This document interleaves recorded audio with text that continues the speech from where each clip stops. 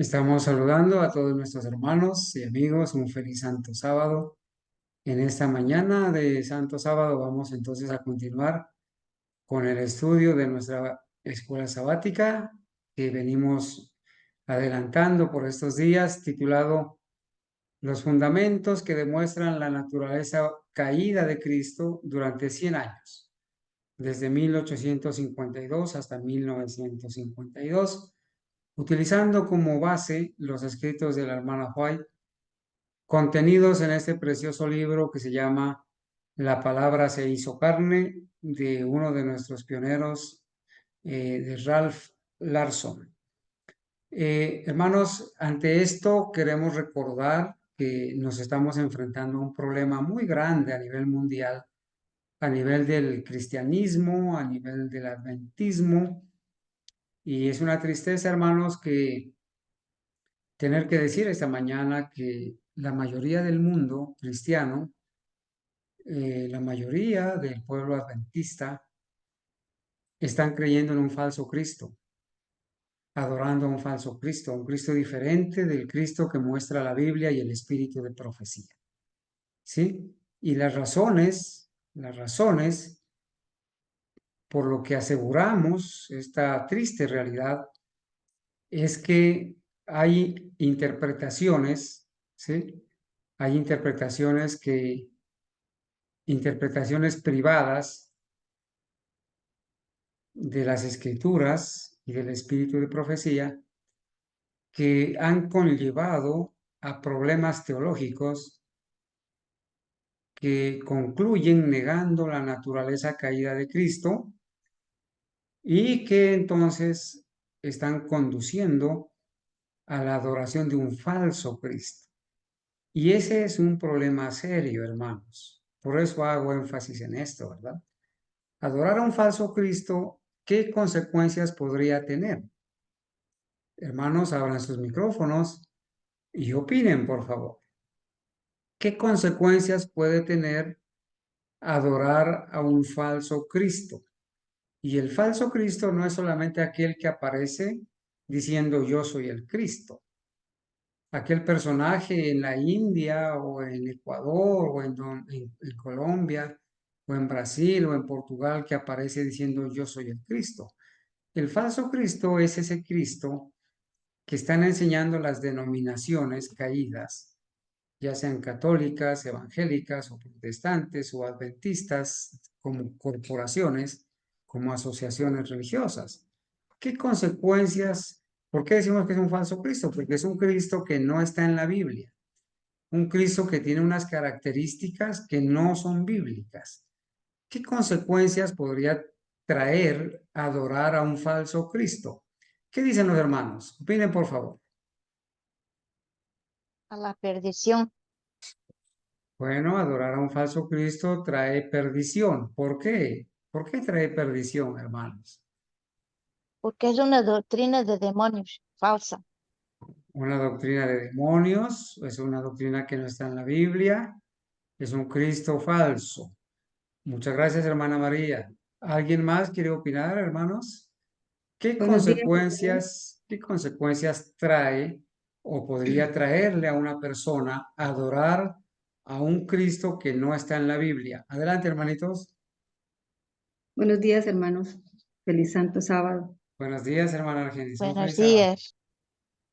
Bueno, adorar a un falso Cristo, o sea, esa adoración, falso Cristo, es el resultado de una gran cantidad de mentiras, de doctrinas erróneas que entraron al adventismo y que están en la gran mayoría de los grupos.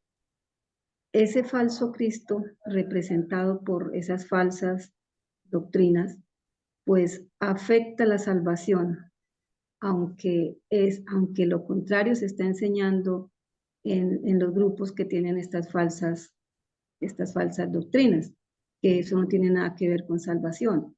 Adorar un falso Cristo está afectando nuestra concepción de lo que es bíblicamente el pecado.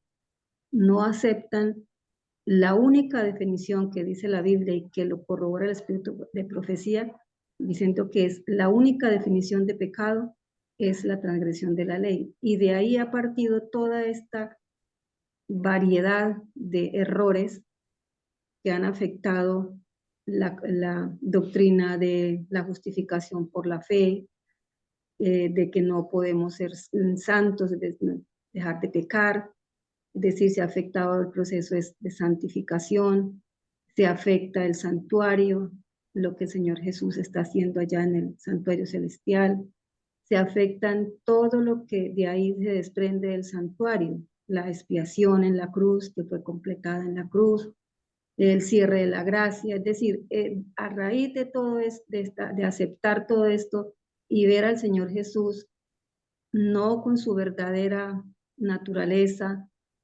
como nos lo muestra la palabra, es aceptar un falso Cristo. Y al aceptar un falso Cristo estamos aceptando una falsa salvación que nos va a llevar pues a la perdición. Y la gente no está viendo eso, simplemente dice, no importa, usted crea aquello y yo creo como los católicos, todos los caminos conducen a Roma. Entonces estamos aceptando que no importa lo que creamos, al fin y al cabo todos vamos para el mismo lugar y vamos a ser salvos. Entonces para mí aceptar un falso Cristo es, como dijo la hermana María, es perdición. Muchas gracias, Hermano, hermana Argenis. hermano Fíjense, Carlos. hermanos, denme un segundito, hermana Ángela.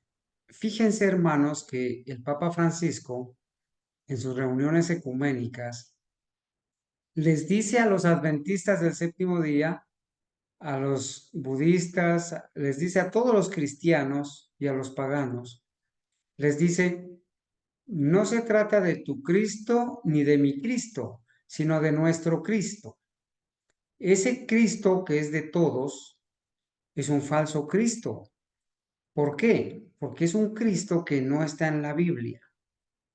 Es un Cristo que lo presentan con unas características que no respalda la Biblia ni el espíritu de profecía. Es un falso Cristo. Y si es un falso Cristo, las personas están adorando a un falso Cristo. Entonces, mientras escuchamos el comentario de la hermana Ángela, su apreciación, me gustaría que vayamos todos a buscar un texto en la Biblia que está en Mateo capítulo 7, los versículos 21 y 22. Y vamos a leer y vamos a analizar ese texto, porque yo quiero hacerles una pregunta, hermanos.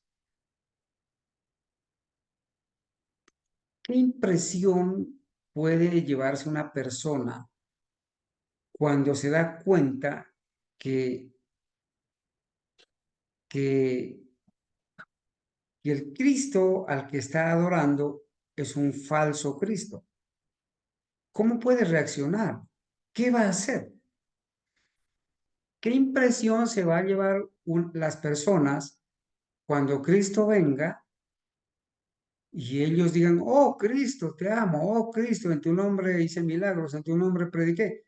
Pero ese Cristo verdadero cuando venga les va a decir, yo no los conozco. Ustedes estaban adorando a otro Cristo.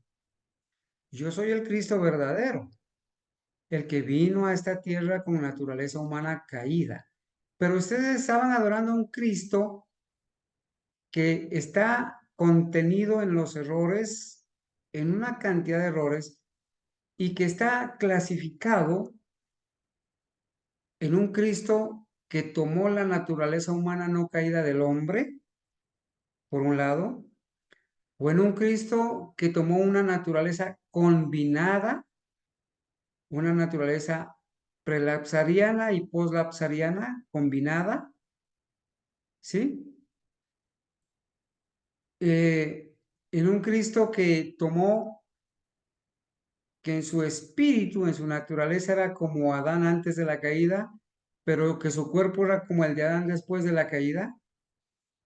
En un Cristo que no tomó otra alternativa, que no tomó ninguna de las dos naturalezas, ni prelapsariana ni poslapsariana, en un Cristo que vino nacido de nuevo, programado para que el Espíritu Santo lo ayude a no pecar desde su nacimiento.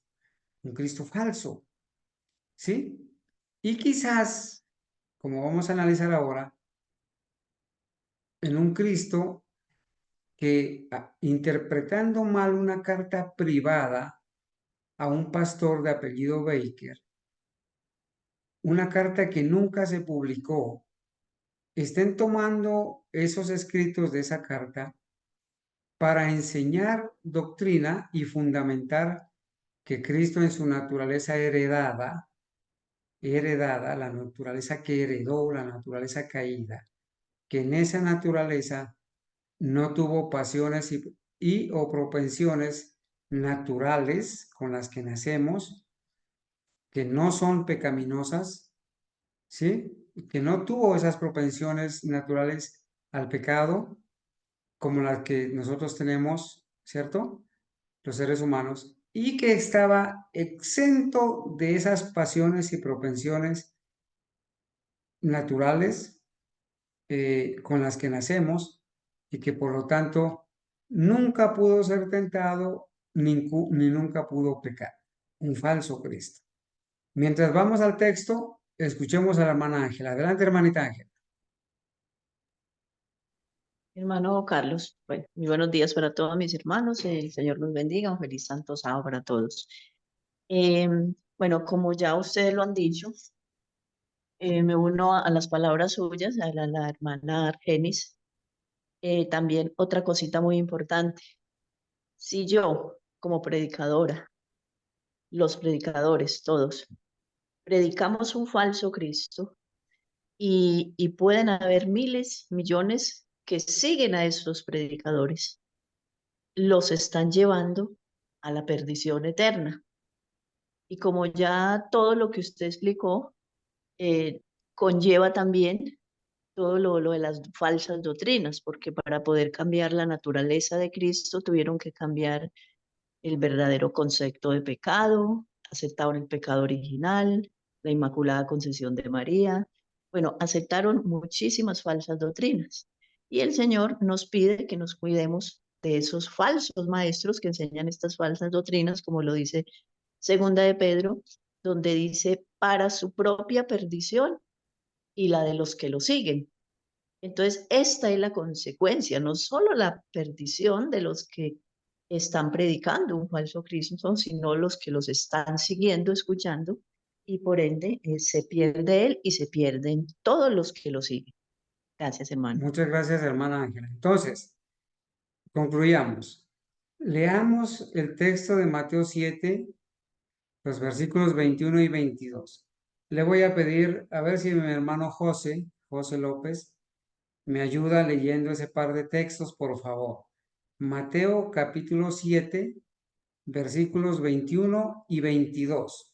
Y pensemos por un momento, hermanos, la reacción que van a tener las personas que cuando Cristo venga, ellas, esas personas cristianas, adventistas del séptimo día de la denominación, adventistas del movimiento de reforma, adventistas del primer día, católicos, evangélicos, adventistas nominales, esa reacción que van a tener cuando ellos crean que al alzar sus manos y decir, oh Cristo, te hemos estado esperando, en tu nombre predicamos, en tu nombre hicimos milagros, y ellos crean que el Señor los va a probar.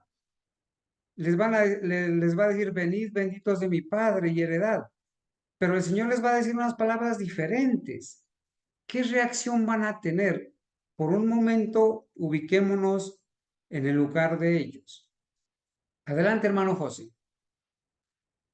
Mateo, disculpe, hermano, Mateo 7. 7, Mateo 7, versículos 21 y 22. Amén. No todo el que me dice, Señor, Señor, entrará en el reino de los cielos, sino el que hace la voluntad de mi Padre, que está en los cielos. Muchos me dirán en aquel día, Señor, Señor, no profetizamos en tu nombre, y en tu nombre echamos fuera demonios, y en tu nombre hicimos muchos milagros. Siga, por favor. Entonces les declararé, nunca os conocí, apartaos de mí, hacedores de maldad. Gracias. Hermano José, usted acaba de leer una declaración que va a hacer el Señor Jesucristo cuando Él venga, que es de las declaraciones más tristes que una persona podrá escuchar de los labios de Jesús.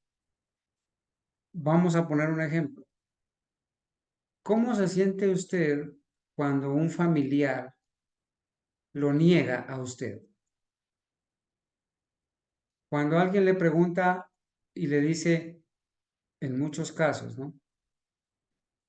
Hay ilustraciones que dicen que la niña en el colegio asistía, estaba bien con sus amigos, pero que su madre era una ancianita, muy desfiguradita, desnutridita, su ropa envejecida, y que se ofreció ir al colegio a recibir el informe de calificaciones, pero la niña, su hija, ese día no quiso ir al colegio, porque su madre iba a ir a recibir el informe de calificaciones. Y entonces era porque le daba vergüenza de su madrecita verla en ese estado, que la vean sus compañeros. Y al otro día, cuando asistió a clases, los compañeros le preguntaron, te extrañamos, ¿por qué no viniste a clases? ¿Nadie vino a recibir tu informe de calificaciones? ¿Acaso era una abuelita, una ancianita desnutridita, con ropa vieja, que se sentó en aquella esquina del salón? ¿Acaso ella era tu madre? Y la niña contestó y dijo, no, ella no era mi madre. ¿Cómo se sentía esta pobre madre al ser negada por su propia hija? ¿Cómo se siente un joven cuando es negado por sus padres? ¿O cómo se siente una esposa cuando su esposo la niega? ¿O un esposo cuando la esposa lo niega? ¿Cómo se siente? Hermanos, va a haber un día donde Cristo va a negar a ciertas personas. ¿Y cuáles son esas personas? Aquellas personas que creen o que creyeron que estaban siguiendo al verdadero Cristo, pero que en realidad estaban siguiendo a un falso Cristo, a un Cristo adventista corporativo, que es un Cristo católico y evangélico, que es un falso Cristo, un Cristo que vino con una naturaleza, con cualquier naturaleza, menos con la naturaleza que enseña la Biblia y el espíritu de profecía. ¿Cómo se van a sentir esas personas cuando escuchen de los labios de Jesús que Jesús les dice, yo a ustedes nunca los conocí? Nunca los conocí. Ustedes creyeron que me estaban adorando a mí. Creyeron que me estaban siguiendo a mí. Pero ustedes no fueron a las Sagradas Escrituras y al espíritu de profecía y no estudiaron las verdaderas características del verdadero Cristo. Solamente se dejaron engañar por sus pastores, por sus jesuitas, por sus falsos maestros, y ellos les vendieron a otro Cristo, los guiaron a un falso Cristo que tenía una naturaleza diferente a la verdadera naturaleza caída que yo tengo. ¿Cómo se van a sentir esas personas en ese momento? Se van a sentir chasqueadas, se van a arrepentir de haber puesto sus ojos en sus líderes, en sus pastores. Van a lamentar no haber estudiado por ellos mismos la palabra de Dios. Y allí van a estar católicos, evangélicos, adventistas del séptimo día. Y muchas personas que creyeron que estaban siguiendo al verdadero Cristo, pero que en realidad el verdadero Cristo, cuando vino, les dijo que nunca las había conocido. ¿Cómo así que nunca las había conocido? Claro, porque estas personas habían estado adorando a un falso Cristo que no está en la Biblia, a un Cristo corporativo.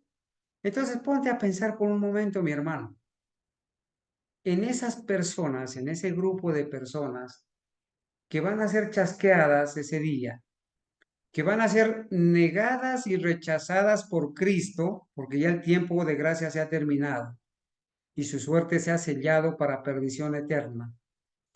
En ese grupo de personas, ¿quiénes están? ¿Acaso está un esposo? ¿Acaso está tu esposa, tu madre, tus hermanos? ¿Acaso está un vecino? ¿Acaso está esos amigos queridos que dejaste allá en la corporación con quien compartías? ¿Acaso puede estar un hijo nuestro, una madre nuestra creyendo en un Cristo falso? Hermanos, por eso nosotros hacemos énfasis y repetimos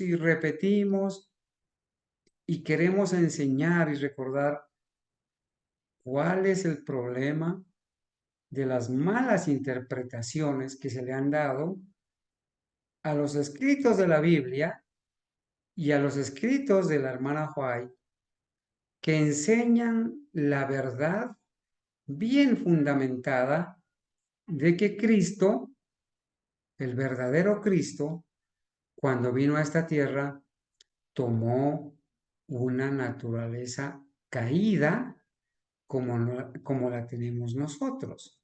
Hoy vamos a pasar un poquito de tiempo analizando unos términos que aparentemente son contradictorios, pero que los intérpretes jesuitas, instrumentos del diablo, han torcido para hacerle creer a la gente que el Cristo que vino a esta tierra era un Cristo diferente en nuestra naturaleza, en naturaleza a usted y a mí, y que era un Cristo que no sentía lo mismo que nosotros sentimos.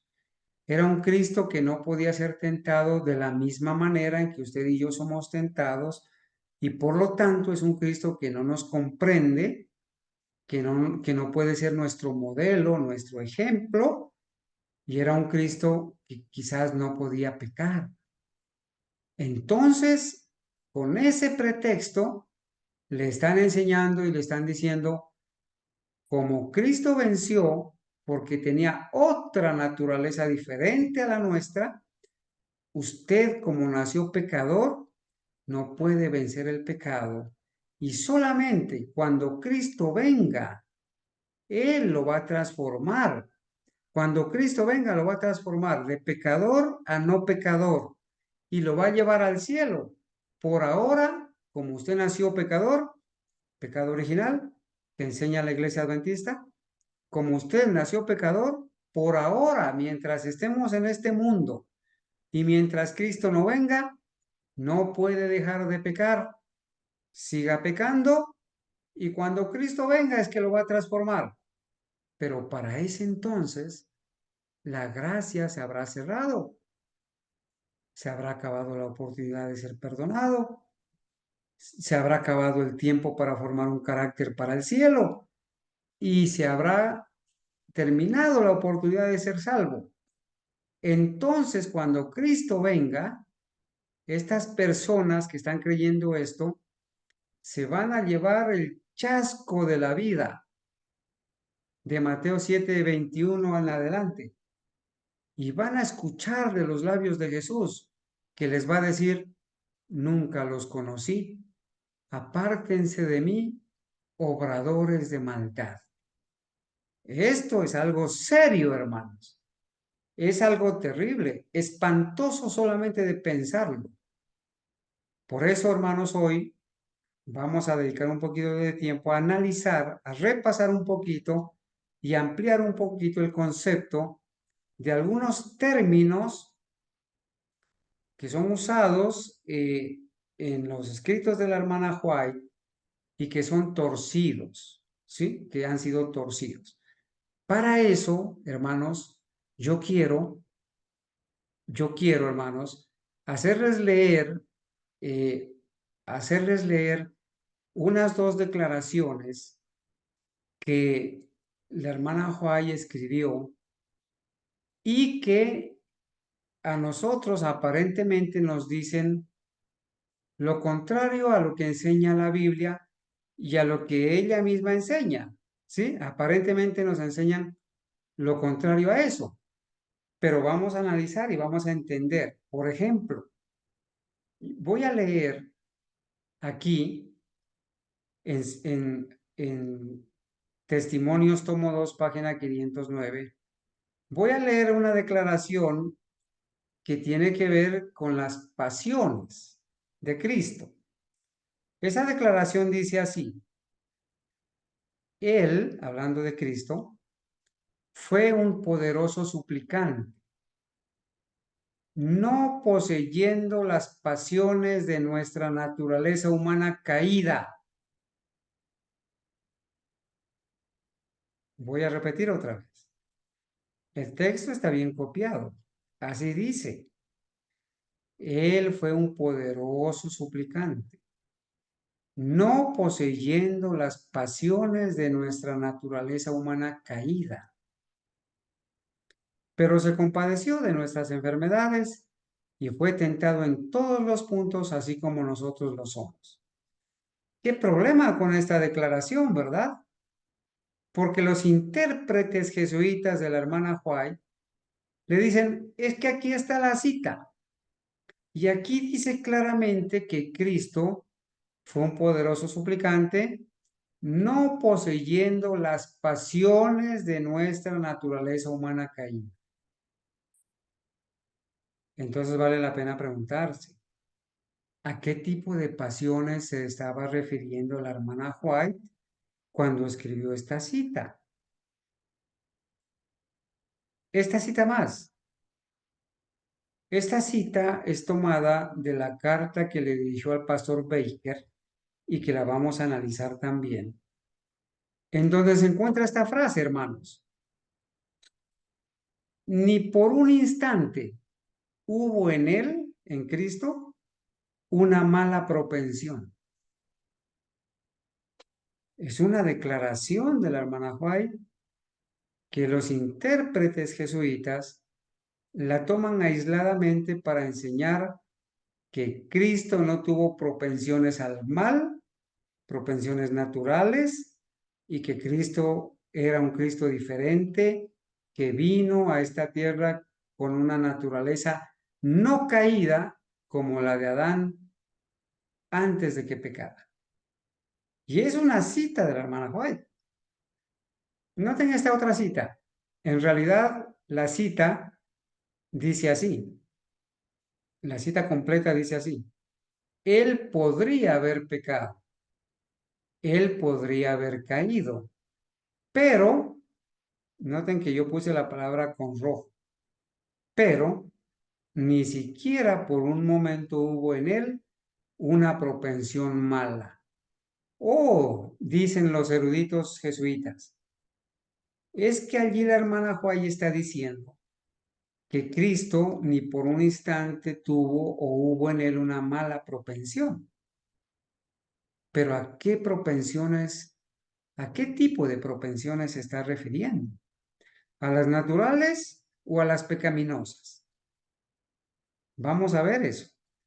Y también en la cita donde dice, él podría haber pecado, él podría haber caído, pero ni siquiera por un momento hubo en él una propensión mala. Bueno, allí lo está diciendo claramente que lo que no hubo en Cristo fueron propensiones malas, propensiones pecaminosas. ¿Y qué son las propensiones malas o las propensiones pecaminosas? Son aquellas inclinaciones naturales a pecar con las que venimos, pero que cultivadas se convierten en propensiones pecaminosas, malas, que conducen al pecado.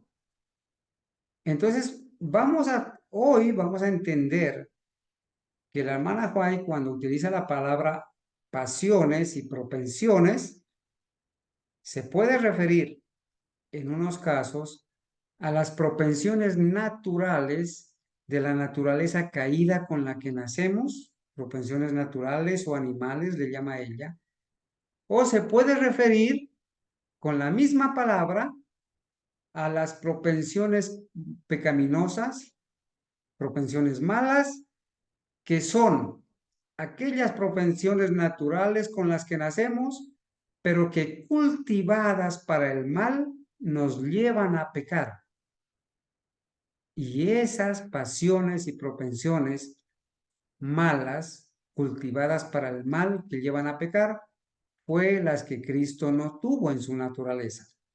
Pero él tenía las propensiones y pasiones naturales de la naturaleza caída con la que nació, como la nuestra, propensiones que controló, ¿sí?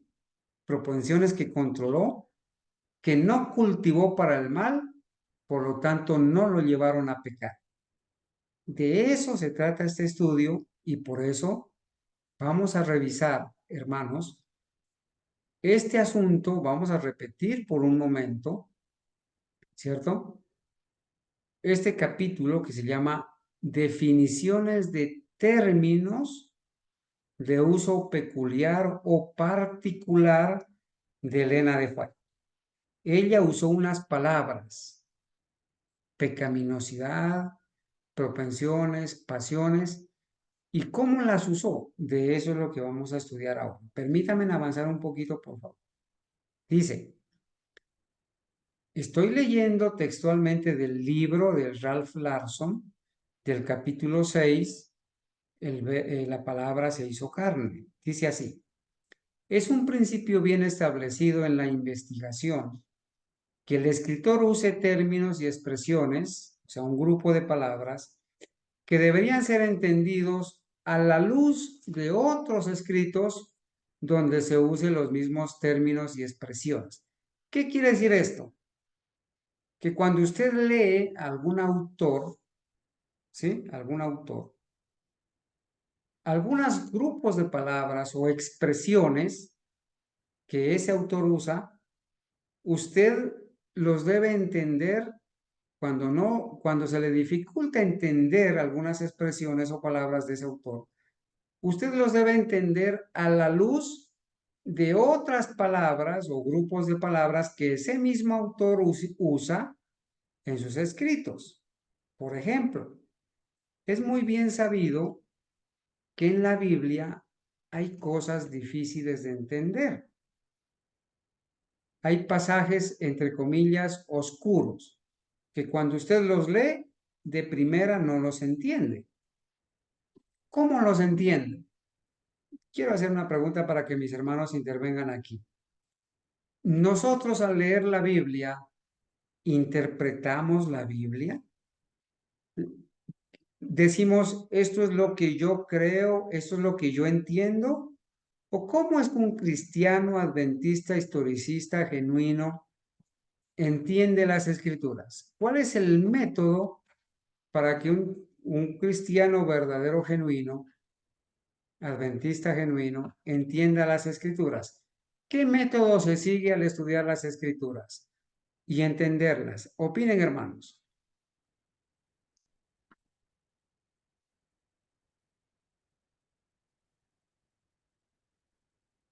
¿Cómo hacemos para entender aquellos pasajes de la Biblia que pocos entienden o que son difíciles de entender? ¿Cómo hacemos?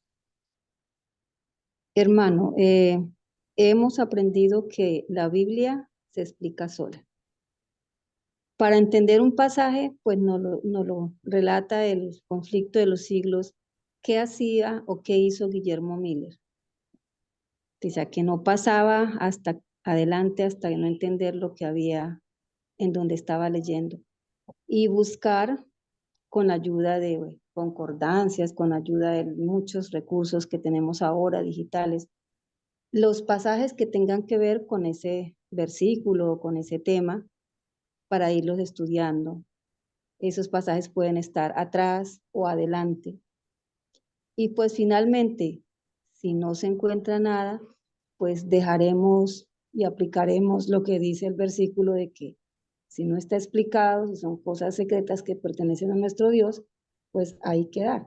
Pero la gran mayoría de los temas que tienen que ver con nuestra doctrina, nuestra salvación, están explícitos. Hay cosas que no y las vamos a dejar ahí. Entonces, no es lo que yo interpreto, no es lo que yo pienso, no es lo que yo siento, sino lo que la Biblia nos dice respecto al tema. En muchos libros, además de la Biblia, tenemos nosotros esa bendición, ese privilegio del espíritu de profecía, que también nos pueden aclarar Amén, grandemente. hermana Argenis. Muchas gracias. Qué bendición la respuesta que usted acaba de dar. Primero, la Biblia es su propio intérprete. Lo que yo no pueda entender de una parte de la Biblia, lo debo entender leyendo otras partes que sí comprendo cabalmente, porque el Espíritu Santo que inspiró al autor bíblico, inspiró a todos los autores bíblicos.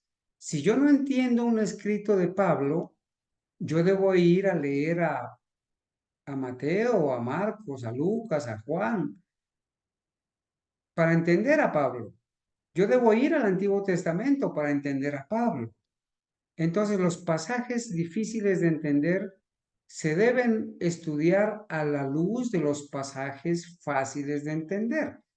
Y yo le agradezco a Dios por mi hermana Mónica, porque ella siempre está en el punto mostrándonos el texto correcto y compartiéndolo aquí en pantalla. Ella cita, la hermana Mónica Sánchez, cita Isaías 28:10. En Isaías 28:10, hermanos, dice, nos enseña cuál es la manera correcta de estudiar y entender la Biblia, para nunca cometer el error de decir, yo entiendo que eso quiere decir a esto, o yo creo que eso quiere decir esto. Esas palabras, yo entiendo, yo creo, yo supongo, deben sobrar, no debemos mencionarlas. El escrito está, debe primar en nosotros. Cuando alguien nos pregunte algo, ¿cuál es nuestra respuesta? Escrito está, o así está escrito, o así dice la Biblia. Entonces, cuando alguien nos pregunte, ¿cómo hace usted para entender la Biblia?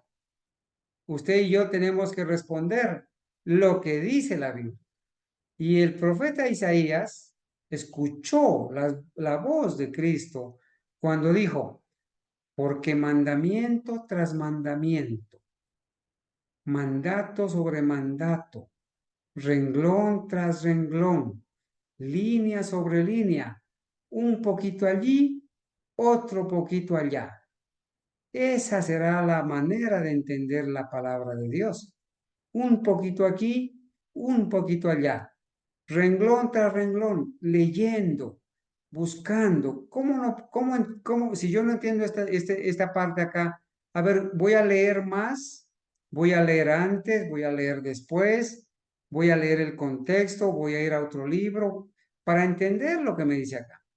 Muchas gracias, hermana Mónica. Isaías 28:10. ¿Cuál era el método que el Señor Jesucristo usaba para explicar las Escrituras? ¿Cuál era el método? Es el método de Cristo, hermanos. Vayamos, por favor, a Lucas, el capítulo 24. Allí nos narra la ocasión de la resurrección de Cristo y cómo se encontró con dos de sus discípulos, no de los 12, seguidores de Jesús. Se encontró con ellos después de haber resucitado. A ellos les fueron vendados los ojos para que no los reconocieran. Y se encontró con estos dos caminantes que iban a una aldea llamada Emaús. Y ellos, dice que Jesús entró en conversación con ellos. Y después de haber conversado unas ciertas cosas, le preguntaron ellos, Jesús les preguntó y les dijo, bueno, ¿qué cosas son esas que ustedes están conversando entre ustedes? ¿Qué tipo de conversaciones que están teniendo? Y ellos le dijeron allí en el versículo 18, Bueno, el versículo 17 dice, ¿qué pláticas son estas que tenéis entre vosotros mientras camináis? ¿Y por qué estáis tristes? Les preguntó el Señor Jesús. Y ellos le dijeron, respondiendo uno de ellos, que se llamaba Cleofas, le dijo, ¿eres tú el único forastero en Jerusalén que no has sabido las cosas que en ella han acontecido en estos días? Bueno, él tenía razón, ¿no? Porque la muerte de Jesús fue, como decimos ahora, fue un acontecimiento de voz populi, se hizo viral. Todo el mundo se enteró. Los que vinieron de otras partes a la Pascua, todo el mundo se enteró de la muerte de Jesús.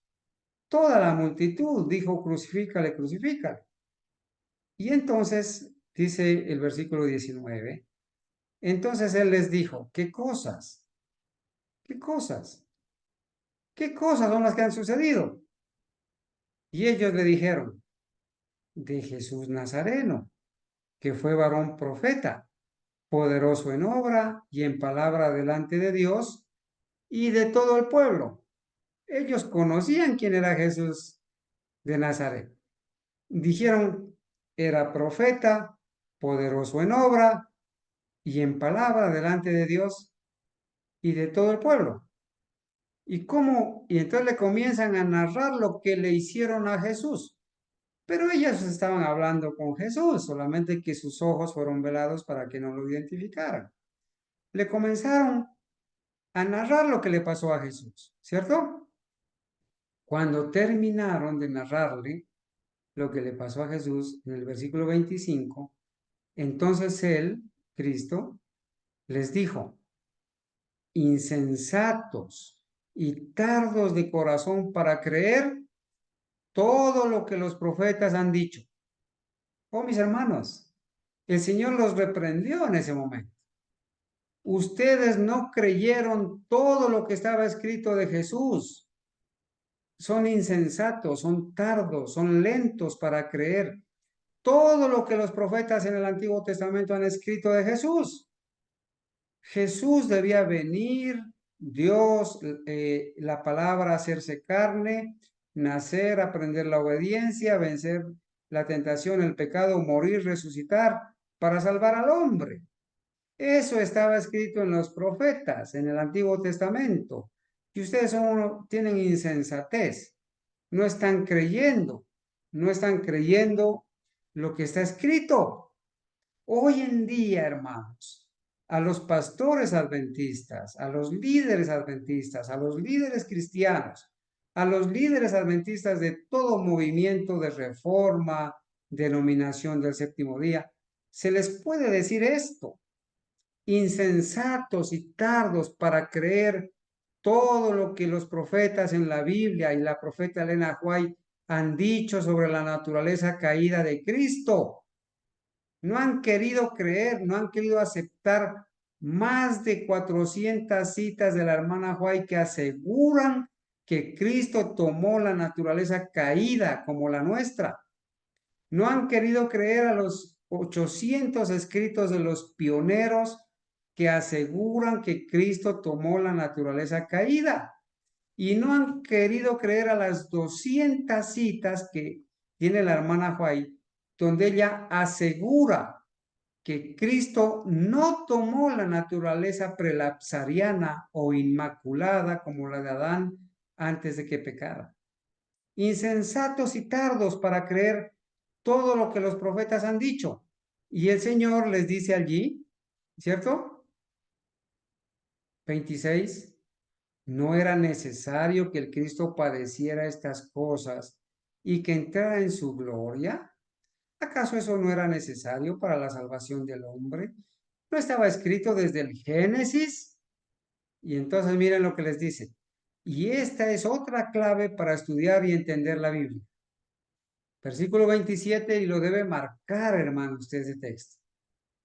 Y comenzando desde Moisés y siguiendo por todos los profetas, les declaraba en todas las escrituras lo que de él decía. Este es el método de Cristo para estudiar la Biblia. ¿Por qué comenzando desde Moisés? ¿Acaso Moisés no vivió como 2500 años después del Edén? ¿Por qué no dice ahí comenzando desde Adán? Respondan, hermanos, por favor. ¿Por qué dice comenzando desde Moisés y pasando por todos los profetas? ¿Por qué? Es una pregunta muy sencillita.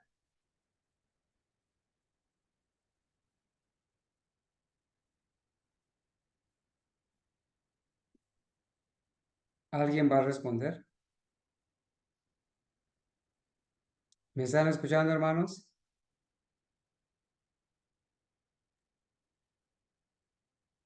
Sí, hermano, pero no sé si yo habré entendido bien la pregunta, porque pues los registros bíblicos, es decir, lo que está escrito, pues parte de los libros que dejó escritos Moisés, pues antes no habían escritos y pues él relató lo que el Espíritu Santo le inspiró desde la creación y antes de la creación, porque relató cosas que sucedieron en el cielo y uno no sabe en qué tiempo, si fueron antes o después. Entonces, así fue que entendí la pregunta, no sé, hermano, si la comprendí. Está bien, gracias, hermanita. Allí está la respuesta. En las palabras que usted dijo, está contenida la respuesta. La pregunta es, ¿por qué Cristo no les dijo a los caminantes de Maús, comenzando desde Adán y siguiendo por todos los profetas, les declaraba en todas las escrituras lo que de él decían? La hermana Mónica dice, sencillo, porque Adán no fue profeta.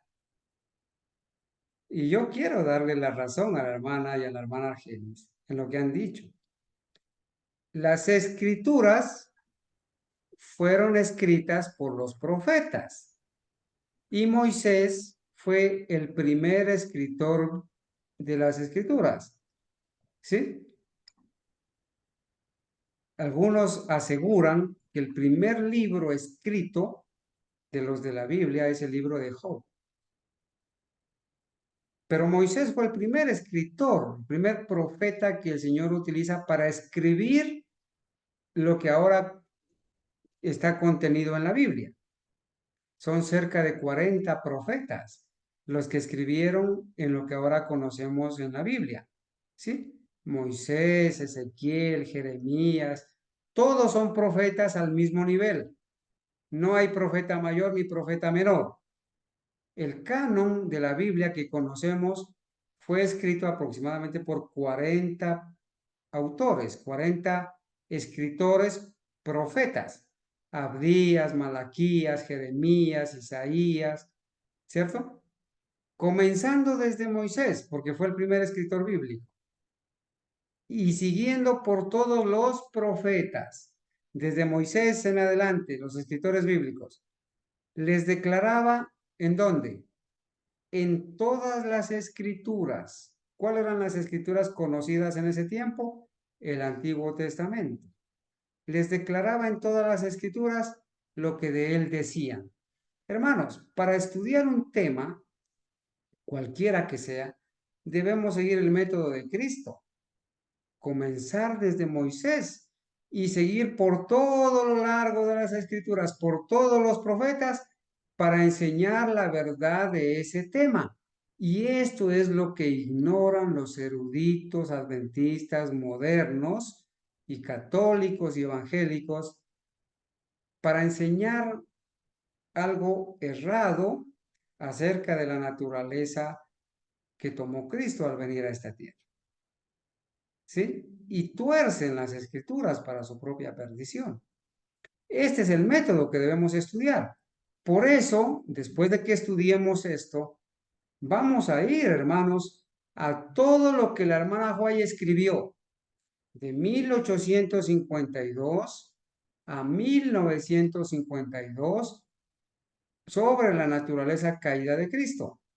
Y como vamos a estudiar la carta Baker, que fue escrita aproximadamente en 1895, pues vamos a estudiar lo que la hermana White escribió como profeta de 1852 a 1895, donde vamos a revisar año por año todas las declaraciones donde ella asegura que Cristo vino con la naturaleza humana caída. En 1895 le escribe una carta personal, privada, a un pastor que estaba enseñando a otro Cristo diferente de la Biblia. Y estaba enseñando que Cristo era solamente 100% humano. Estaba enseñando al pastor Baker que Cristo no era Dios revestido de humanidad, que solamente Cristo era 100% humano. Y ese es un Cristo diferente al verdadero. Y en esa carta, ella hace algunas declaraciones que son torcidas, mal interpretadas para enseñar doctrina por los intérpretes jesuitas y que contradicen tanto los escritos de la hermana White desde 1852 a 1955, todo el tiempo antes de la carta Baker, y que contradicen los escritos de 1895 a 1915, cuando vivió todavía la profeta, y que ella siguió escribiendo sobre la naturaleza caída de Cristo. Esas interpretaciones falsas de la carta Baker contradicen todo lo que la hermana White escribió sobre la naturaleza caída de Cristo y contradicen lo que los pioneros adventistas creyeron fielmente o hasta cuando fueron fieles sobre la naturaleza caída de Cristo. Bueno, entonces, hermanos, en este contexto estamos. Esa es la manera correcta de estudiar las Escrituras, ¿cierto? Dice, es un principio bien establecido en la investigación que el escritor use términos y expresiones o grupos de palabras que deberán ser entendidos a la luz de sus otros escritos donde use los mismos términos y expresiones. Entonces, para entender lo que la hermana White le escribió al pastor Baker de manera privada, que esa carta nunca se publicó en los diarios más importantes adventistas. Para entender eso, pues tenemos que leer el contexto de todo lo que la hermana White escribió acerca de la naturaleza caída, ¿verdad? Dice, si los escritos de un autor no son muchos, las comparaciones pueden volverse difíciles, como también puede ser difícil establecer el significado de sus palabras. Cuando hay pocos escritos, se hace más difícil, ¿no? Pero esto no pasa con la hermana White. Miren este dato, hermanos. La hermana White escribió 25 millones de palabras. 25 millones de palabras. Y usó términos y expresiones con una uniformidad de significados realmente admirable. ¿Sí? El estudiante notará, sin embargo, que su uso, aunque sea claro, uniforme y consistente en sus propios escritos, algunas veces son diferentes de los nuestros. Eso hay que tener en cuenta, hermanos. Quizás algunos términos que la hermana White utilizó en su momento, en su contexto, con ese significado de su momento, quizás en algunos casos sean diferentes al concepto que nosotros ahora tenemos. ¿Sí? Ya les ponía el ejemplo de la palabra sancionar. En los tiempos de los pioneros de la hermana White, ellos escribieron que Cristo sancionó con su ejemplo y bendición el Santo Sábado, ¿cierto? Pero nosotros ahora, al escuchar que Cristo sancionó el sábado, podríamos entender que Cristo condenó el sábado, desaprobó el sábado o multó al sábado. Hay que entender eso. En esos casos, debemos dejar que Elena White nos hable en su propia manera de hacerlo Y tenemos que tomar cuidado para no forzar una interpretación extraña a lo que ella quiso decir, o que tratemos de sacar nuestra propia interpretación de sus palabras. Entonces, ¿cuál es el problema que ha pasado?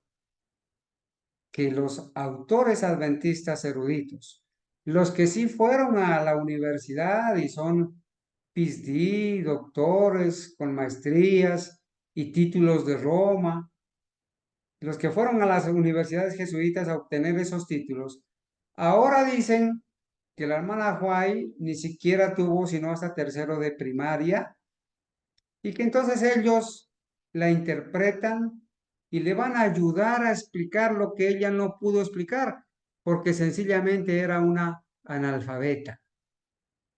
Eso es lo que están diciendo. ¿Sí?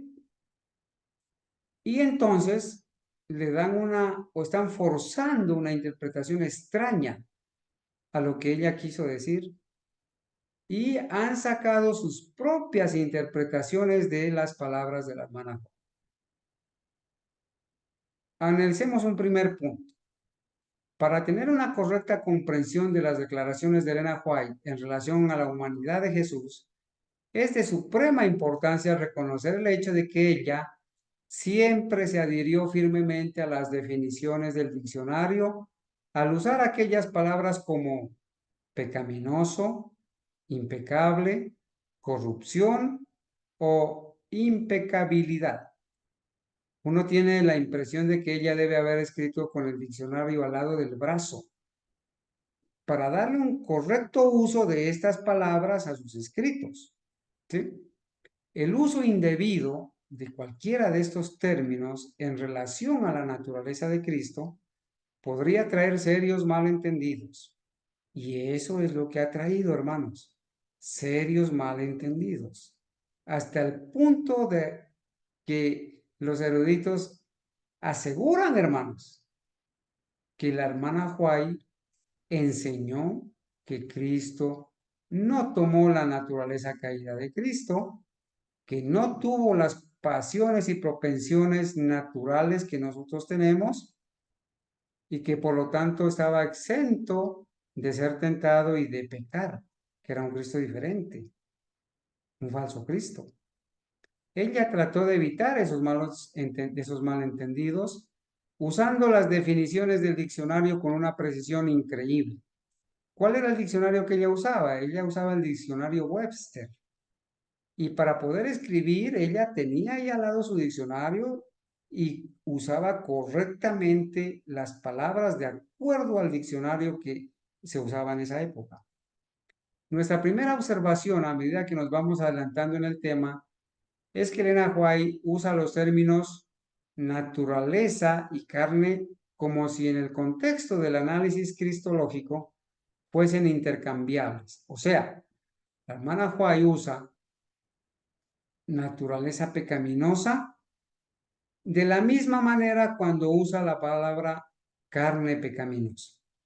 Ejemplo, acá en Señales de los Tiempos, del 30 de julio de 1902, en la página 132 dice así: Él tomó sobre sí nuestra naturaleza pecaminosa. Y en 1902, más adelante, el 3 de septiembre, escribió: Él tomó sobre sí mismo la semejanza de carne pecaminosa. Entonces ella intercambia esas frases. Naturaleza pecaminosa, usa algunas veces, y para decir lo mismo, usa semejanza de carne pecaminosa. Este es apenas una muestra de muchas de estas expresiones. Ahora observemos el uso que ella hace de los términos colocados a continuación. Miren, por ejemplo, cómo ella usaba la palabra pecaminoso o pecaminosa. Hermanos, el problema con los eruditos modernos es que ellos entienden en el término actual que pecaminoso es estar lleno de pecado o que pecaminoso es haber pecado. Entonces voy a leer. La palabra pecaminoso El diccionario ofrece como significado del sufijo oso u osa, pecaminoso, pegajoso, ¿sí? El diccionario ofrece como significado del sufijo oso como teniendo una tendencia hacia, tendencia hacia. Si es pecaminoso, tendencia hacia el pecado. Naturaleza caída, tendencia hacia el pecado, pero no lleno de pecado, ni pecando voluntariamente, con tendencia, como nosotros nacemos. Nosotros no nacemos llenos de pecado ni con el pecado original. Nacemos con tendencia pecaminosa, tendencia a pecar, pero no hemos pecado ¿hasta cuándo? Hermanos, cuando un niño nace, no nace pecador. Entonces la pregunta es, ¿los seres humanos al nacer, nacemos pecadores o nos volvemos pecadores? Si nos volvemos pecadores, ¿cuándo es que nos volvemos pecadores, hermanos? Muy fácil la respuesta.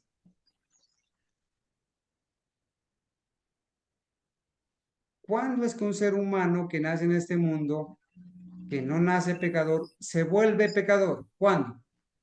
Cuando transgrede la ley, cuando comete la transgresión, como dice la definición. Amén. Esa es la respuesta correcta. Un ser humano en este mundo que no nace pecador, se convierte en pecador cuando transgrede la ley.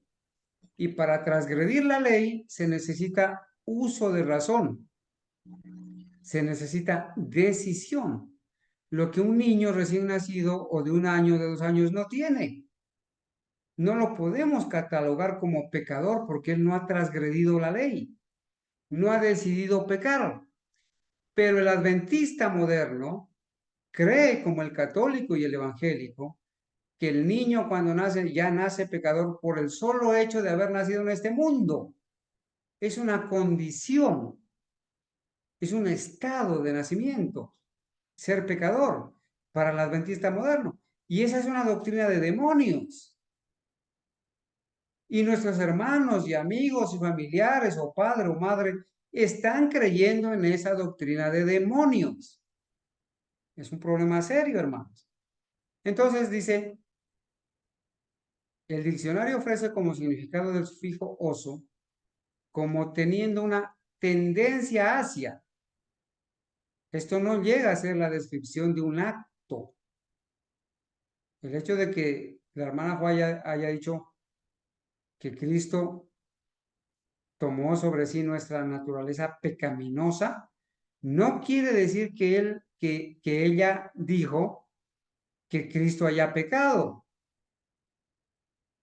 El término pecaminoso, de acuerdo con este uso, no se refiere a ningún acto de pecar, y mucho menos a estar lleno de pecado, como algunos podrían entender.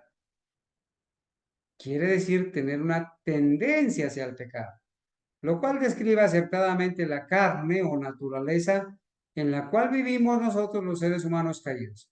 Entonces nosotros tenemos una naturaleza pecaminosa al nacer, pero eso no quiere decir que estamos llenos de pecado o que estemos pecando. Pecamos cuando decidimos transgredir la ley. Cuando la hermana Juay dice, él tomó sobre sí nuestra naturaleza pecaminosa, no enseñó que Cristo nació pecador, ni que Cristo pecó, sino que Cristo nació con una carne, con una naturaleza, con una tendencia hacia, como nosotros nacemos. Nacemos con tendencias al pecado, pero no pecadores. Y ahora vamos a ver cómo es que Cristo, a pesar de que nació con tendencias a pecar, él controló las pasiones y propensiones naturales con las que nació. Las controló. Y vamos a entender que él nunca tuvo una pasión ni propensión cultivada para el mal, o sea, convertida en una pasión y propensión pecaminosa que lo llevara a pecar, cosa que nosotros sí tenemos. Nosotros nacemos con naturaleza caída, nacemos con tendencia pecaminosa y como hemos cultivado esas pasiones y propensiones para el mal, hemos pecado. Y nosotros esas tendencias, esas pasiones y propensiones pecaminosas que hemos cultivado para el mal y que nos han llevado a pecar, son las que tenemos que aprender a eliminar si queremos ir al cielo. Voy a seguir. Quiere decir tener una tendencia hacia el pecado, lo cual describe acertadamente la carne o naturaleza en la cual vivimos nosotros los seres humanos caídos. Elena White usa consistentemente este término, pecaminoso, para describir la carne o naturaleza en la cual Cristo hizo su tabernáculo terrestre, o sea, su morada, en una naturaleza, en una carne pecaminosa, pero no llena de pecado ni que lo haya llevado a pecar. Ella vio su carne de Cristo o su naturaleza como teniendo las mismas tendencias, ojo con esto, las mismas tendencias, y aclaramos aquí, que son propensiones naturales con las que nacemos, no propensiones para el mal. Las propensiones naturales son las que traemos al nacer, propensiones a pecar. Cuando esas propensiones naturales o animales con las que nacemos, nosotros las cultivamos para el mal, entonces nos llevan a pecar. Cristo no cultivó las propensiones naturales para el mal, por eso nunca pecó. Y ese tipo de propensiones cultivadas para el mal fue las que Cristo no tuvo, pero sí tuvo las propensiones y pasiones naturales con las que nace un ser humano con naturaleza caída. Lo vamos a entender mejor después. Entonces, no propensiones para el mal que nuestra carne o naturaleza tiene. ¿Cuándo es que nuestras propensiones se convierten en propensiones para el mal? Cuando las propensiones naturales con las que nacemos las cultivamos para el mal y nos llevan a pecar. Bueno, un estudio de las palabras pasiones y propensiones en los escritos de Elena de White, el capítulo 7. Elena de White escribió acerca de las palabras usadas por escritores de la Biblia. Noten lo que dice. La Biblia debe ser dada en el lenguaje del hombre. Existen diferentes significados expresados por la misma palabra. No existe solamente una palabra para expresar una idea. Eso es importante, hermanos. ¿Sí? Cuando la hermana Fay escribe sobre los autores de la Biblia, ella dice que la Biblia debe ser dada en el lenguaje del hombre, pero que existen diferentes significados expresados por la misma palabra. O sea, ella dice que en la Biblia hay palabras que pueden significar algo diferente en algunas ocasiones. Con la misma palabra usted puede explicar algo diferente. No existe solamente una palabra para expresar una idea.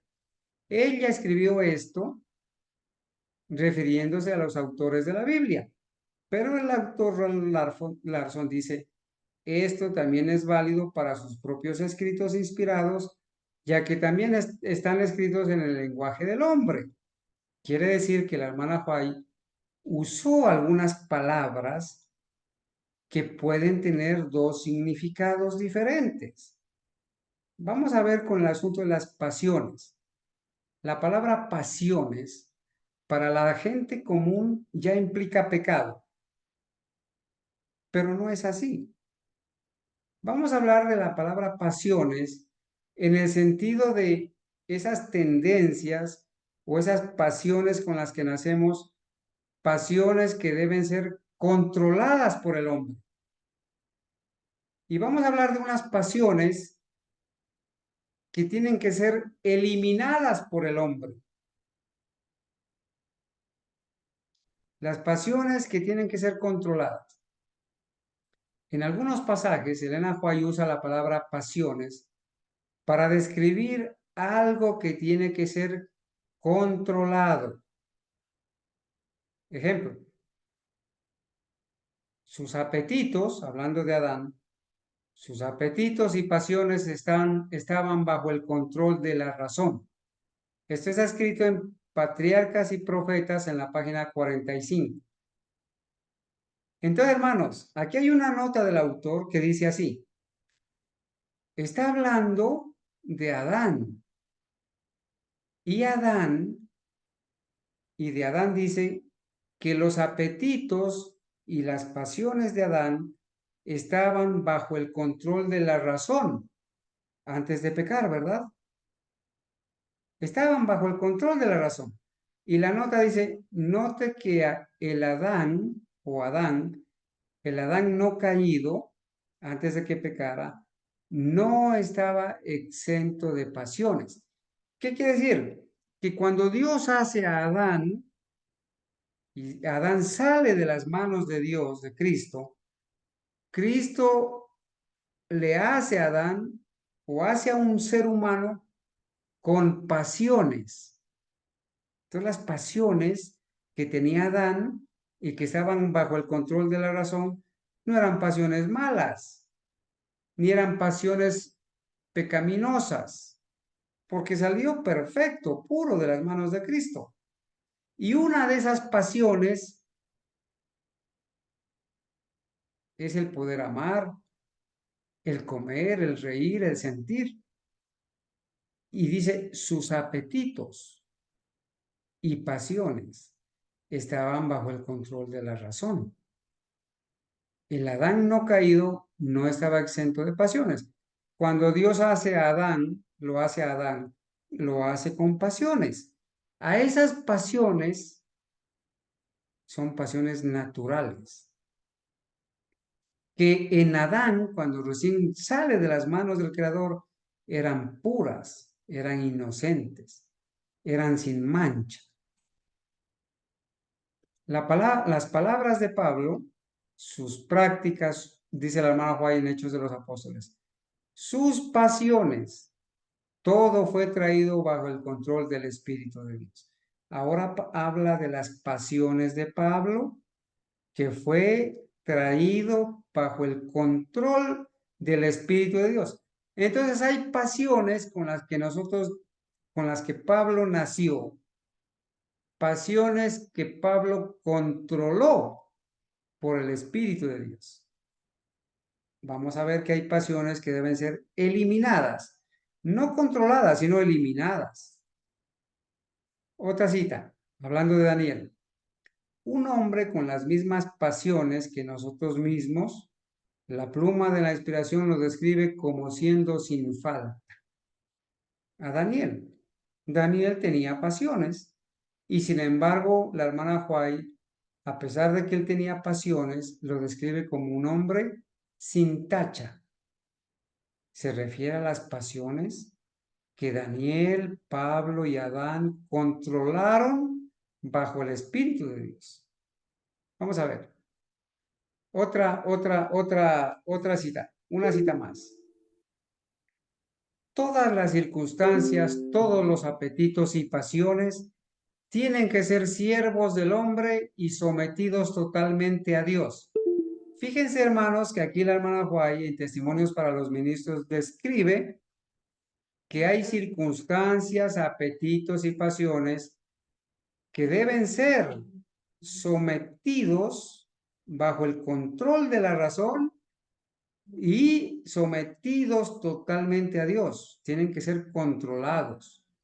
Porque si esas pasiones naturales con las que nacemos, nosotros las cultivamos para el mal, se convierten en pasiones y propensiones pecaminosas que nos llevan a pecar. El apetito y las pasiones debieran ser restringidos y estar bajo el control de una conciencia iluminada. Cada cristiano genuino tendrá un control de su apetito y pasiones. Nuestra juventud quiere madres que les enseñen desde la cuna a controlar las pasiones. Fíjense, hermanos, que la hermana Juay asegura que los niños cuando nacen, nacen con pasiones naturales y esas pasiones deben ser, su madre debe ayudar, debe enseñarle a los niños desde la cuna a controlar esas pasiones. Entonces hay pasiones naturales con las que nacemos que la hermana Juárez dice que deben ser controladas. Ahora, veamos la palabra propensiones en el mismo sentido. Propensiones o tendencias que deben ser controladas. Hablando de las propensiones dice, de la misma manera, en algunos pasajes, Elena White usa la palabra propensiones para describir algo que tiene que ser controlado. La palabra, hermanos, pasiones y propensiones van pegadas, van de la mano, van ligadas. Yo no puedo decir, estas son las pasiones y estas son las propensiones, porque la hermana White las utiliza indistintamente, van ahí de la mano. El autor del libro dice que de esta misma manera, en algunos pasajes de los escritos de la hermana White, ella usa la palabra propensiones para describir algo que tiene que ser controlado. Lo mismo que leímos ya cuando ella usa la palabra pasiones para describir algo que tiene que ser controlado. Veamos los ejemplos. En el primer pasaje, note la colocación entre pasiones y propensiones y la indicación de que Cristo venció controlando ambas. Mire que Cristo, aquí en esta cita, venció controlando pasiones y propensiones. O sea que Cristo, cuando vino en su naturaleza caída, tenía pasiones y propensiones que controló. Dice la cita así, que vuestras pasiones y apetitos estén sujetos al control de la razón. Nuestras propensiones naturales deben ser controladas o no podremos nunca vencer así como Cristo venció. Notemos lo siguiente. Ella usa la palabra pasiones y en el mismo nivel usa la palabra propensiones naturales. Y las usa en este caso como pasiones y propensiones que deben ser controladas. Para poder ser vencedores, debemos controlar las pasiones y propensiones con las cuales nacemos. Pero vamos a ver más adelante que hay unas pasiones y propensiones que no aguantan ser controladas, sino que tienen que ser eliminadas. Leo nuevamente la cita. Que vuestras pasiones y apetitos estén sujetos al control de la razón. Nuestras propensiones naturales con las que nacemos, que también ella las llama propensiones animales, deben ser controladas. Si no controlamos las pasiones naturales con las que nacemos, no podremos nunca vencer, así como Cristo venció. O sea que Cristo sí controló las pasiones y propensiones con las que nació. Y a nosotros se nos invita a lo mismo, y nuestras madres o la madre desde la cuna debe enseñar y educar a su hijo a controlar ese tipo de pasiones y propensiones naturales con las que nacemos. Ahora, permitiendo al hombre traer todas sus propensiones bajo el control de sus poderes superiores. Hay propensiones que hay que controlar. Otras citas más. Él trajo a su propia familia sus rígidas reglas, pero falló en controlar sus propensiones animales. ¿Sí? Todas las propensiones animales tienen que estar sujetas a los poderes superiores del alma. Si el intelecto iluminado mantiene las riendas, controlando las propensiones animales, manteniéndolas en sujeción a los poderes morales, Satanás sabe muy bien que su poder para vencer con las tentaciones es muy pequeño. O sea, aquí estamos poniendo ejemplo de la palabra propensiones que deben ser controladas. Entonces noten esto. El hermano Ralph Larson dice así: sería entonces este tipo de pasiones y propensiones que Elena White tenía en mente cuando ella escribió de Cristo. Fíjense que esto es tan importante, hermanos. Cuando la hermana White escribe sobre las pasiones y propensiones que tenía Cristo, se va a referir a las pasiones y propensiones con las que nació Cristo y que él controló. Y por eso el ejemplo en esta cita: aun cuando él tenía todo el poder de las pasiones de la humanidad, nunca se dio a hacer ningún acto que no fuese puro, elevado y ennoblecedor. O sea, a pesar de que Cristo tenía todo el poder de las pasiones de la humanidad, porque él nació como ser humano en nuestra carne y sangre, tenía todo el poder de las pasiones y propensiones. A pesar de todo eso, nunca se dio a hacer ningún acto que no fuese puro, elevado y ennoblecedor. ¿Por qué? Porque él controló esas pasiones. No las cultivó para el mal y por lo tanto no se convirtieron esas pasiones naturales en pasiones pecaminosas, en pasiones que lo llevaron a pecar. Otra cita: él fue hecho igual a sus hermanos, con las mismas susceptibilidades mentales y físicas. El diccionario Roget coloca susceptibilidades y propensiones como siendo sinónimos. Un sinónimo de susceptibilidades es propensiones, o un sinónimo de propensiones, susceptibilidad. Era susceptible. Fue hecho igual a sus hermanos con las mismas susceptibilidades mentales y físicas. Entonces, dice Ralph Larson, él tenía esas pasiones y propensiones, pero él las controló y así vivió sin pecar. Esta es la experiencia que se nos recomienda. Veremos ahora un uso bien diferente de las palabras pasiones y propensiones. Entonces, hermanos, hasta aquí hemos estudiado que Cristo, Adán, Pablo y todos nosotros los seres humanos, al nacer, nacemos con pasiones y propensiones o tendencias que debemos controlar. Controlamos por el poder de Dios. Debemos aprender a cultivar, a controlar el apetito, las emociones. Controlar.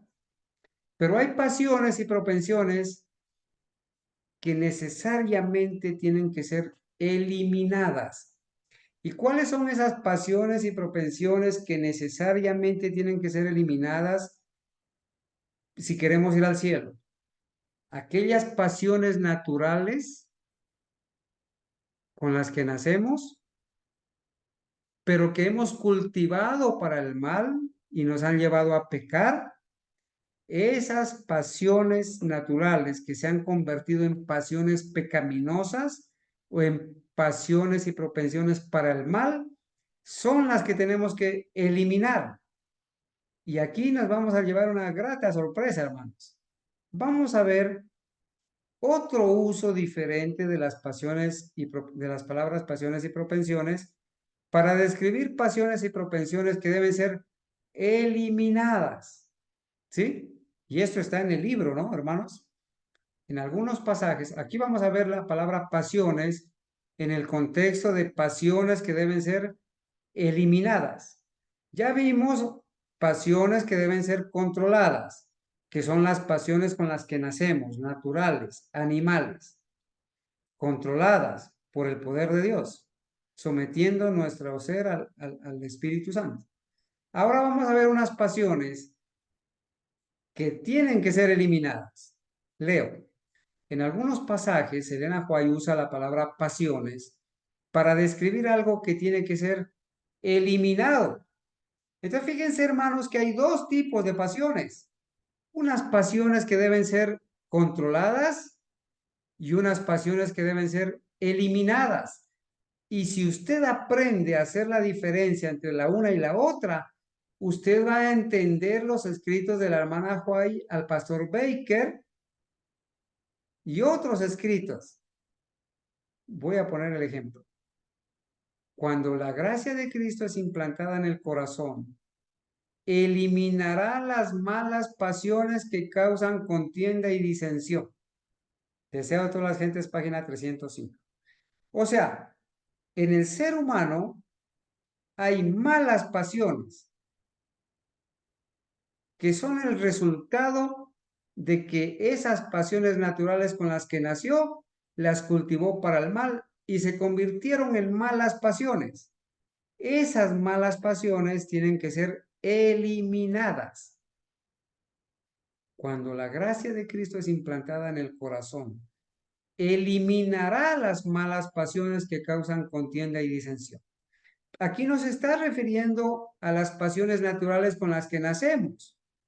Las pasiones naturales con las que nacemos deben ser controladas. Ahora hay unas pasiones que deben ser eliminadas, que son las malas pasiones. Estas malas pasiones son las que Cristo no tuvo, porque Él nunca cultivó, nunca sus pasiones naturales con las que nació como resultado de la naturaleza caída, nunca las cultivó para el mal. Entonces, como Él no las cultivó para el mal, nunca las convirtió en pasiones malas. Por eso no las tuvo que eliminar. Él las controló todas. No pasaron, no hicieron esa metamorfosis de pasiones naturales a pasiones pecaminosas o a pasiones para el mal. Sigo leyendo. Pasiones no santificadas tienen que ser crucificadas. ¿Y qué quiere decir que esas pasiones tienen que ser crucificadas? La crucifixión es la muerte al yo. La muerte. Tienen que ser crucificadas las pasiones que no son santificadas. Pasiones no santas, no santificadas. Tienen que ser crucificadas. La voluntad no santificada y las pasiones tienen que ser crucificadas.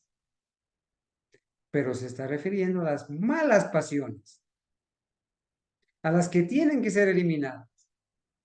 Nuestras malas pasiones tienen que ser todas vencidas.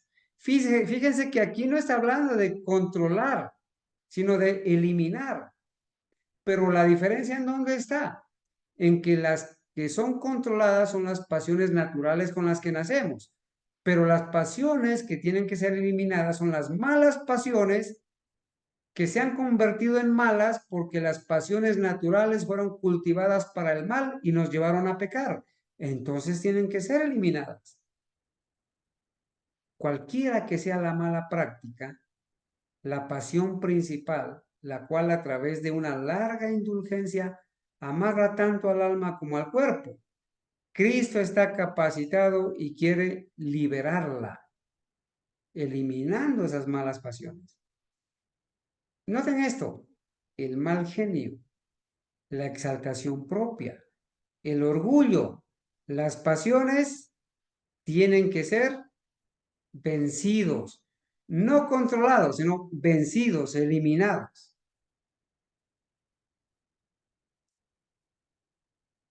Y así encontramos en la lista previa una ligación entre pasiones y propensiones. Van unidas esas palabras, ¿cierto? También encontramos la misma ligación aquí, cuando dice, la esposa es hecha un instrumento para ministrar la gratificación de las propensiones bajas y sensuales, y muchas mujeres se someten a ser esclavas de pasiones sensuales. Solamente por ampliar el concepto, ¿verdad? Aun cuando los siguientes usos sean solamente descriptivos, es obvio que simplemente controlarlos no sería una solución adecuada para el problema. Vamos a ver pasiones que no aguantan ser controladas, tienen que ser eliminadas. ¿Sí? Las que son controladas o pueden ser controladas son las pasiones naturales, con las que nacemos. Pero las pasiones malas o bajas o sensuales, infernales, son las que tienen que ser eliminadas. Ejemplo, pasiones depravadas, bajas pasiones, infames pasiones infernales, dice la hermana White en Testimonios tomo 2, página 474. Estas pasiones depravadas, bajas pasiones, infames, pasiones infernales, son las que no tuvo el Señor Jesucristo, porque nunca cultivó las pasiones naturales para el mal y no se convirtieron en pasiones depravadas, bajas pasiones, infames y pasiones infernales. Y a este tipo de pasiones y propensiones es que la hermana White se refirió en la carta que le escribió al pastor Baker, que lo vamos a estudiar. En otra cita encontramos esta lectura. Por ejemplo, dice, pasiones corruptas. ¿Sí? Testimonios tomo 2, página 410.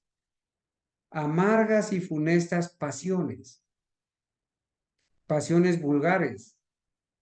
Pasiones asesinas. Pasiones pervertidas. Pasiones viciosas. Que tienen que ser eliminadas este tipo de pasiones. El cristiano considera muy poco si apenas limita las indulgencias sobre este tipo de pasiones, tal como se muestra a través de la palabra control en la lista previa. Este tipo de pasiones tienen que ser eliminadas, tienen que ser crucificadas. ¿Qué hora tiene? ¿Ah? Bueno, hermano, el tiempo se me ha ido, lamentablemente. ¿Sí? Voy a cerrar aquí. Vamos a ver, hermanos, ya vimos la cuestión de las pasiones que tienen que ser eliminadas. Ahora vamos a ver las propensiones que van ligadas a las pasiones que también tienen que ser eliminadas. De la misma manera, en algunos pasajes Elena White usa la palabra propensiones para describir algo que tiene que ser eliminado.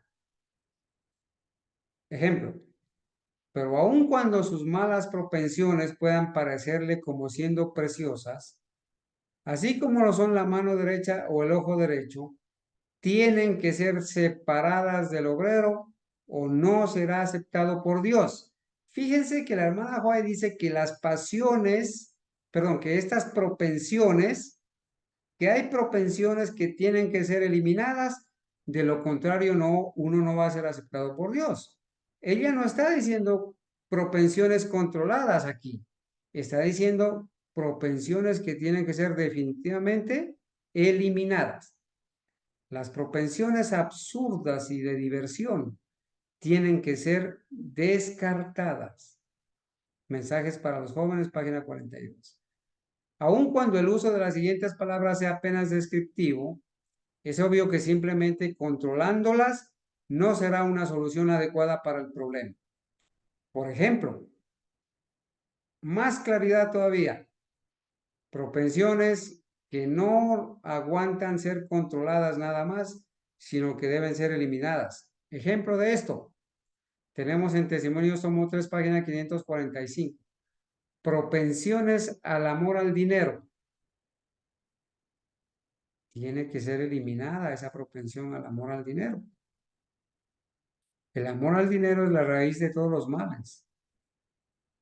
Esa es una propensión mala que tiene que ser eliminada. Propensiones al escándalo. Propensiones al egoísmo. Propensiones a las intrigas. Hermanos, este tipo de propensiones tienen que ser no controladas, sino eliminadas. Propensiones a la lascivia. Y el autor dice, sobre esto es alentador leer lo siguiente. No tenemos que retener una sola propensión pecaminosa. Estas propensiones malas son propensiones pecaminosas que no las tenemos que retener, las tenemos que eliminar, porque se han convertido de pasiones naturales que no fueron controladas, pasaron y se transformaron a pasiones pecaminosas, pervertidas, infernales, que ahora tienen que ser eliminadas. Sería entonces este tipo de pasiones y propensiones. Noten esto.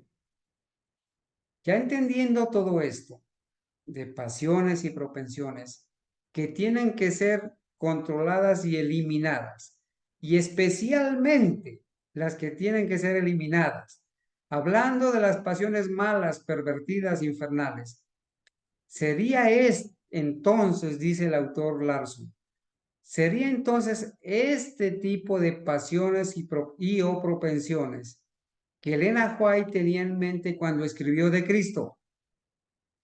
Él fue un poderoso suplicante, no poseyendo las pasiones de nuestra naturaleza caída. Oh, hermanos, qué bendición. Ahora sí entendemos el texto.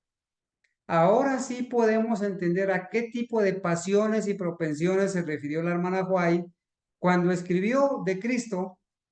Él fue un poderoso suplicante, no poseyendo las pasiones de nuestra naturaleza caída. ¿Cuál tipo de pasiones? Pasiones pecaminosas para el mal, pasiones malas, pasiones pervertidas que Cristo no tuvo.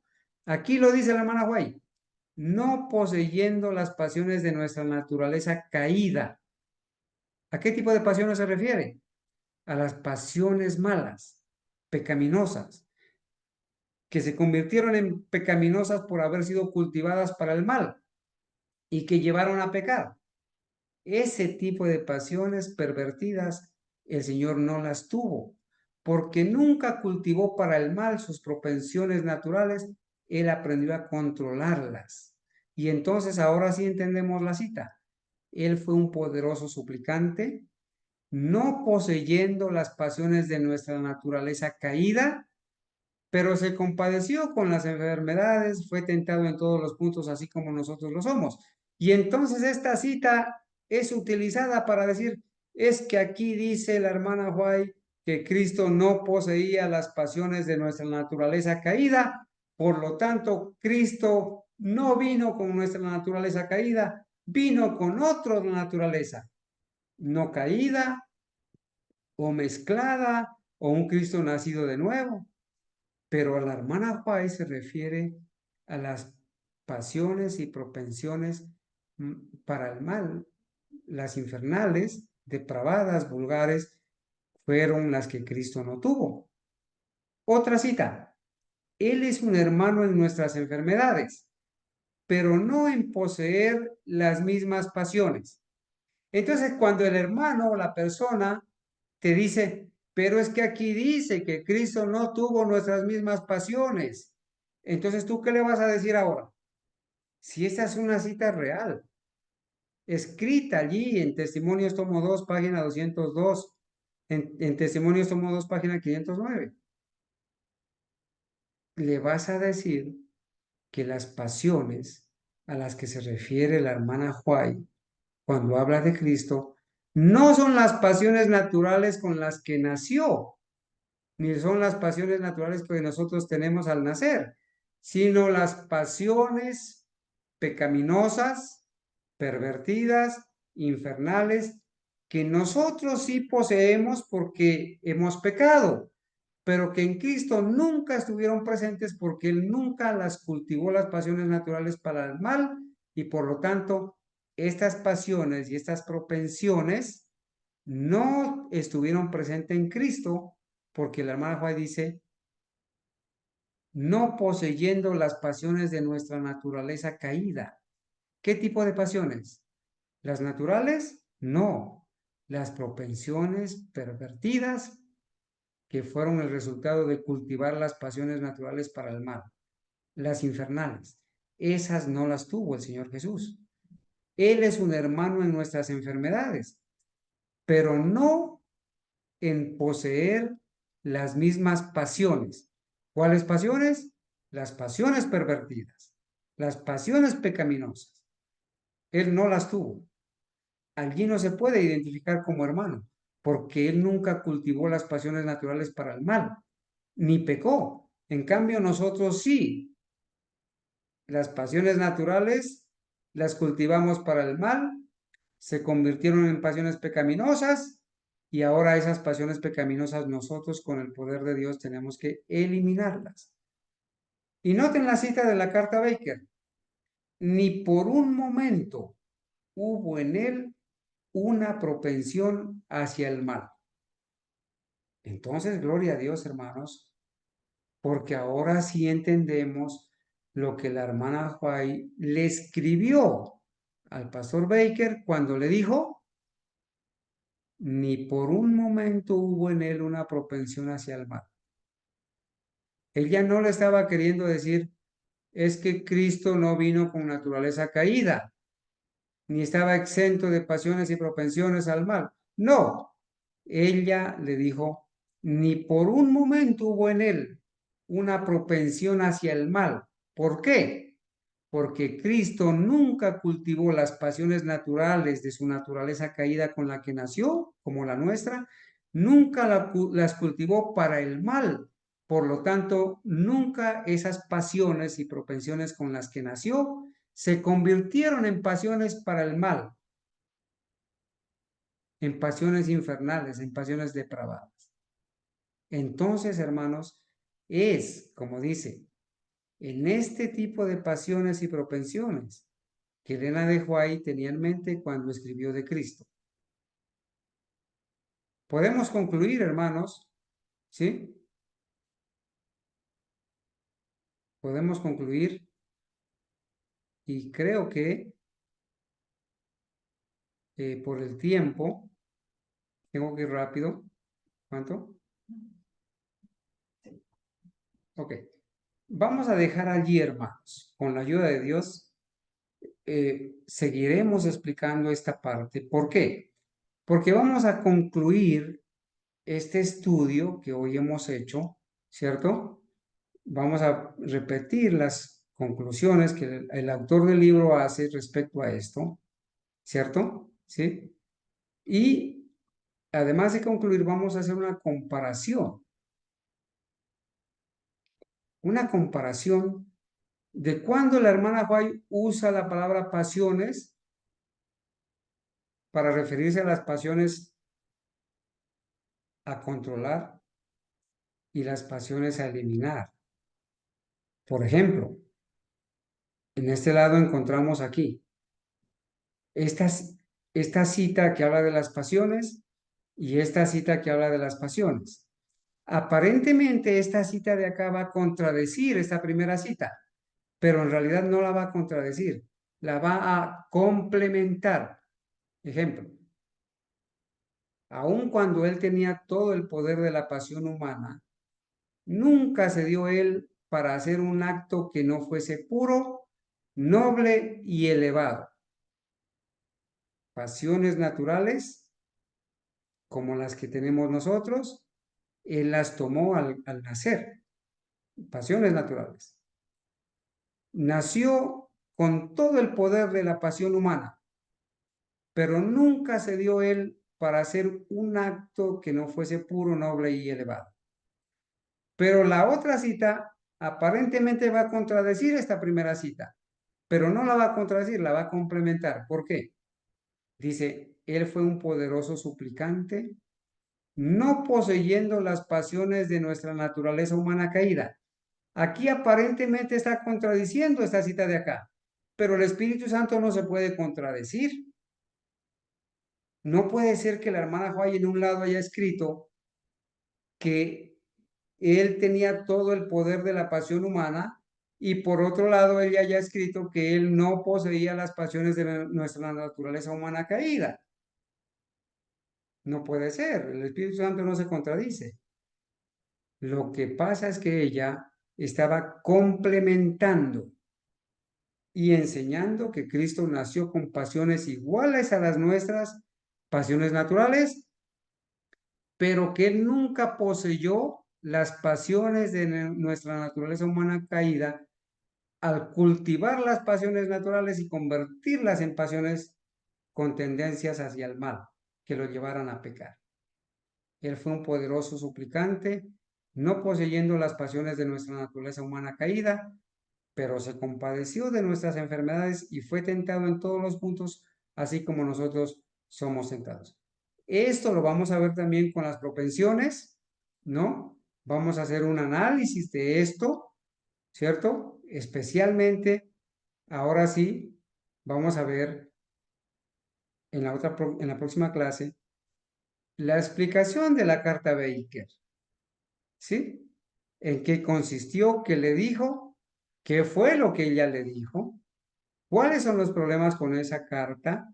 Las conclusiones que los intérpretes jesuitas han llegado, y vamos a ver que esto está totalmente tergiversado, fuera de contexto, para explicar, según la nueva teología, que Cristo vino con una naturaleza humana, para negar que Cristo vino con una naturaleza caída, negando que Cristo vino con una naturaleza caída y que no tenía nuestras mismas propensiones naturales como las que tenemos.